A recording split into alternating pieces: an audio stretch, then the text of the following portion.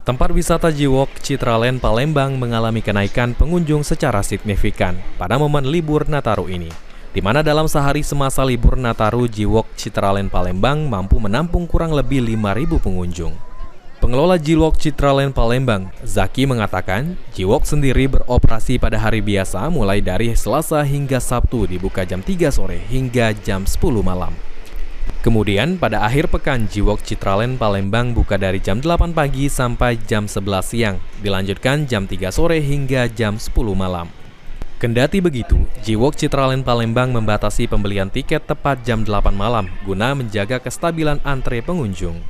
Salah satu fasilitas dari Citraland Palembang untuk publik, dan Ferris wheel ini salah satu yang lala satu-satunya di Palembang, khususnya di Sumatera Selatan.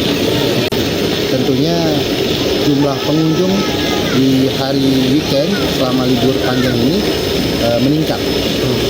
Kira-kira dalam sehari berapa banyak Pak pengunjungnya? Lebih kurang sekitar 5.000-an pengunjung untuk Jiwok ini sendiri ya. Tapi untuk Ferris wheel sendiri kita batasi. Untuk Ferris wheel sendiri itu dibuka dari jam 3 sampai jam 10. Untuk closing tiketnya kita jam 8 supaya jam operasinya tercapai. Salah satu pengunjung Jiwok Citraland Palembang, Wak Dola dan keluarga, mengungkapkan sensasi naik Ferris wheel cukup berbeda dikarenakan lebih tinggi daripada biang lala yang pernah ia naiki sebelumnya. Meski begitu, Wak Dola dan keluarga merasa bahagia pasca naik Ferris wheel dan tidak menyangka bahwa satu gondolan dipisah untuk orang dewasa dan anak-anak. Hal itu bertujuan guna menjaga keseimbangan Ferris wheel. Setelah naik Ferris wheel ini gimana sensasinya Pak? Ya kalau yang biasa di pasar malam kan kecil ya, ini lebih tinggi. Tapi ya memang saya kan orangnya takut ketinggian aslinya.